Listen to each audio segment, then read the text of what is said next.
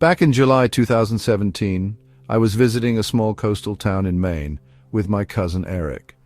We were both in college, taking a break before senior year, and the town was one of those hidden gems locals never advertise, Barrow's Point. It had an old-school boardwalk with creaky wooden planks, salt in the air, and an amusement park that hadn't been updated since the late 70s. That's what drew us in, its eerie charm. We arrived around 6 p.m. The sun was still hanging low, casting golden hues on the faded carnival games and rusty rides. There weren't many people around, just a few families, mostly older locals. The place had a nostalgic energy that was both calming and, well, a little strange. Most rides were slow, quiet, almost too quiet. But the Ferris wheel, it was massive, painted pale blue with chipped white stars, and stood like a rusted crown at the end of the boardwalk. Naturally, we saved it for last. At around 8:45 p.m. we walked up to it. The line had vanished, and we noticed the ride still running, but no operator in the booth. The gate was open. We hesitated, but a man appeared out of nowhere, leaning against the booth's edge. He had on a pale uniform, clean but outdated, like something from a 1950s fairground, complete with a name tag that simply said Cal. Without a word, he gestured for us to climb in. We laughed, joking about how sketchy it was, but the view promised to be worth it. As soon as we sat, the gate closed behind us. Cal never got inside the booth to operate anything. He just, well, stood there, still as stone. Then the wheel jerked forward. It was slow, like a lazy spin, and for a while everything was fine. From the top we could see the ocean turning black and the strip of boardwalk lights flickering, but when we passed the top a second time, something changed. The lights on the boardwalk began to go out, first in singles, then in entire clusters, until only the Ferris wheel remained lit. I looked down. Cal was gone. The ride didn't stop. It just kept turning, slower now, and every time we reached the bottom, the boardwalk below looked different. At first it was subtle, less people, more fog, but the third time around, the entire park was empty and the booths were broken like they hadn't been touched in decades. Eric was panicking, yelling for help. I tried using my phone.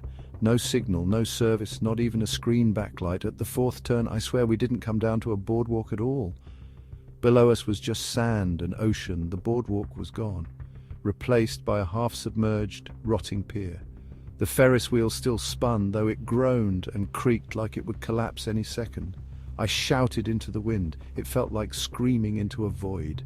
That's when I noticed the cars around us empty. There were no other riders, but every other cart had items in it. A child's shoe, a purse, a cane, as if people had been riding and just vanished. At the fifth round it stopped, right at the top. The ocean stretched forever, and the moon looked unnatural, like it was cracked down the middle, casting fractured reflections on the water below. We didn't talk, neither of us could. We just sat, breathless. Then we heard something moving in the cart behind us, something that hadn't been there before. I turned slowly. Empty. But I knew something had shifted. When the ride finally started again, it reversed direction, faster this time. The wind screamed in our ears and the scenery began to repair itself with each pass. Lights coming back, fog clearing, booths restoring, until the world looked normal again. When we hit the ground, the cart stopped abruptly and the gate opened. No one was there. The Ferris wheel sat still, humming slightly like it hadn't moved in hours. We ran. No stopping to talk, no looking back. When we reached the parking lot, Eric collapsed to the ground, shaking. I pulled him up and we drove back to our motel in total silence. The next morning, we went back, to prove it to ourselves maybe. But the Ferris wheel was gone. I don't mean dismantled or under maintenance. I mean completely missing, as if it had never existed. The concrete was untouched, like no foundation had ever been laid there. We asked a woman working at the cotton candy stand. She gave us a weird look and said there hadn't been a Ferris wheel on that boardwalk since 1993, after it had malfunctioned during a thunderstorm and killed the operator. Said his name was Calvin. That night changed everything. Eric dropped out of school 2 months later and moved to Arizona. We never talk about it, but I still see that cracked moon sometimes in dreams, and I wake up to the faint sound of creaking metal, always in threes, always ending with the sound of a cart clicking into place right outside my window.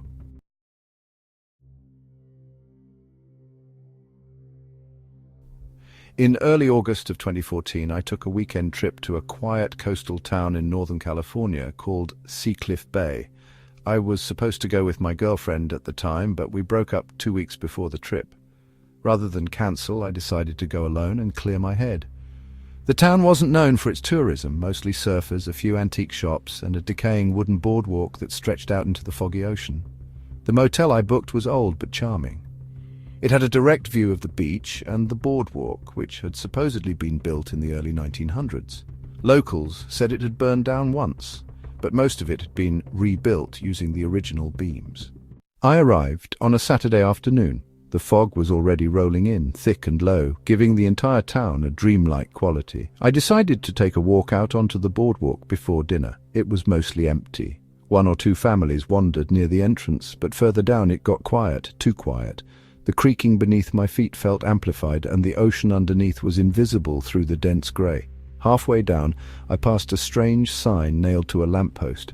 Weathered and cracked, it read, "Do not linger after dusk. She watches from the slats." I thought it was some kind of local folklore thing, maybe a nod to a ghost story or urban legend, but it gave me goosebumps all the same. By the time I reached the end of the boardwalk, the sun had dipped low and a pale orange glow spread across the horizon. I turned to walk back. That's when I first heard the scraping. It sounded like something sliding along the underside of the wooden planks beneath me, slow, rhythmic, like fingernails being dragged along old wood. I stopped. It stopped. I waited. Nothing. I chalked it up to my imagination and picked up my pace. But as I reached the halfway point, I heard it again, this time directly beneath my feet. I knelt down, pressing my ear to one of the wooden slats. The sound was clearer now. Not just scraping, breathing. Wet, laboured breathing, like something not meant for land was trying to mimic it. Then something whispered, not in my ear, but through the boards. It said my name. I shot up, heart pounding. No one was around. The boardwalk behind me was empty. The fog had thickened so much I couldn't even see the beach anymore. Just an endless, muted grey. I broke into a jog, but with every step the sound followed, under me, pacing me, sometimes ahead, sometimes behind, scraping and breathing, and every now and then it whispered. Sometimes it was my name, other times it was a phrase I couldn't quite make out. Until one time I did. It said, "You left her." I froze. I hadn't told anyone about the breakup. It wasn't public, not even on social media.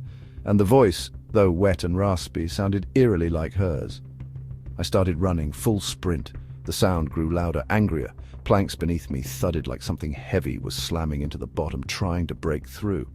As I reached the end of the boardwalk, I heard something crawl out from under it, but I never turned around. I didn't stop until I reached the motel room. I locked the door and pushed the dresser against it. I sat on the bed, trembling, and that's when I noticed the sand, wet sand, all over my shoes, and somehow on the floor inside, but I had wiped them clean. Wiped them. I barely slept. When I did drift off, I had dreams of drowning, of being pulled under by hair long and black and eyes that opened too wide in the dark. The next morning, I tried to convince myself it was stress, a breakup-induced hallucination. But I needed to know. I walked into a small bookstore in town and asked the older man at the register if the boardwalk had any legends or ghost stories. He gave me a look like he'd been expecting the question. He told me that in the 1950s, a local girl named Ruthie had drowned during high tide after getting caught underneath the boardwalk. She'd been playing hide and seek. The tide came in too fast, and she was trapped between the barnacled beams. They found her body days later, tangled in seaweed and wood splinters. Since then, people had reported strange sounds beneath the boardwalk, scratching, whispering. A few said she still crawled underneath, looking for someone to play with. Others said she mimicked voices she heard topside. He ended by saying, "Just don't go out there alone, especially if the fog's thick. She confuses the living with the ones who left her." I left town 2 hours later. 3 nights after I got back home, I woke up to the sound of wood creaking. I live in a second-floor apartment with no wood floors. The sound came from beneath my bed. When I gathered the courage to look, there was nothing there, but the floor beneath me was soaked, and in the middle of the wet patch, carved into the hardwood, was a name. Ruthie. I moved a week later. I haven't been near a boardwalk since.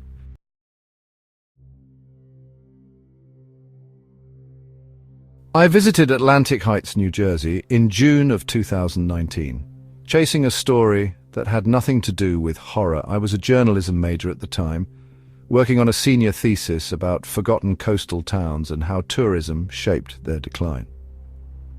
Atlantic Heights used to be a booming beach town in the 70s, but over the decades, everything had slowly eroded. Stores boarded up, attractions shut down, and the boardwalk that once bustled with tourists now barely stood above the crashing waves. I booked a cheap room in a crumbling inn run by a man who barely spoke, but gave me a heavy iron key and a warning not to wander the boardwalk after midnight. Naturally, that was the first thing I did. The boardwalk had this haunting silence to it even during the day. The wooden planks were warped and creaky, and entire sections had fallen into disrepair. There were signs warning people to stay off certain areas, but the whole place felt abandoned, like even the ocean had forgotten it existed. I spent the day taking pictures, trying to capture the beauty of what used to be. But there was one building at the end of the boardwalk that caught my eye more than any other. It was an old wax museum. Boardwalk Legends and Monsters, the faded sign read. The windows were covered in grime, and the door was locked tight. When I asked the innkeeper about it later, he looked at me for the first time since I checked in and just said, "It shut down in '98. Don't go near it, especially at night." That night, as a heavy storm rolled in, I sat in bed reviewing the pictures I'd taken on my DSLR. One caught my attention immediately. In a shot of the wax museum's exterior, there was a face, pressed against the inside of the foggy glass, barely visible, but definitely there. At first I thought it might be a reflection or dirt, but the more I looked, the more I realized it wasn't part of the grime. The expression was too clear. Wide eyes, mouth open, not screaming but grinning. I didn't sleep well. Thunder shook the windows, and sometime around 2 a.m., the power flickered out. I decided to go for a walk. Not smart, I know, but I needed air. I threw on a raincoat and stepped out onto the soaked boardwalk. The wind howled, waves crashed violently below, and I told myself I'd walk just halfway down and return. But something pulled me farther, all the way to the wax museum.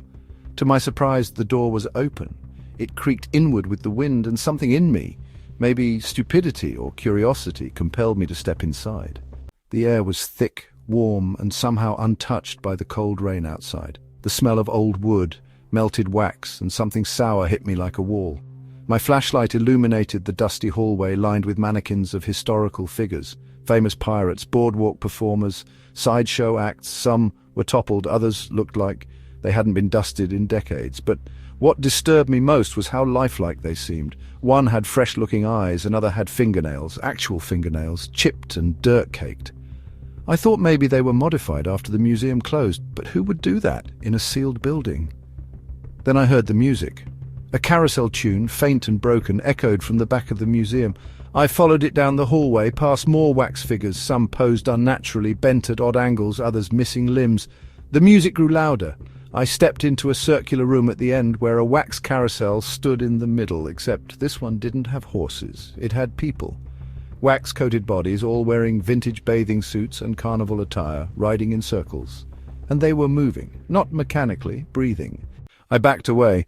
My light hit a mirror behind the carousel, and in it I saw someone standing behind me.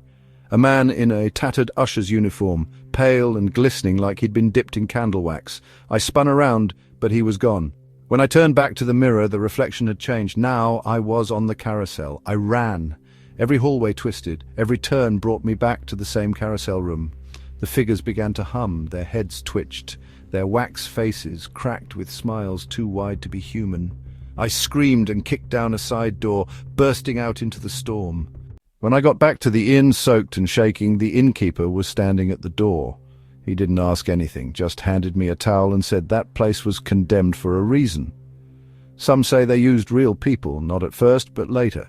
When the crowds stopped coming, I left the next morning. A week later, while sorting through photos, I found one I never took.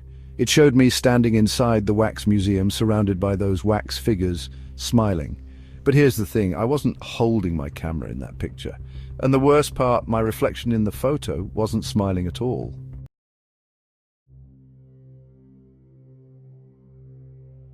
If these boardwalk horror stories sent chills down your spine, don't forget to like, share, subscribe, and hit the bell icon, because sometimes the places meant to help you escape are the ones you never return from.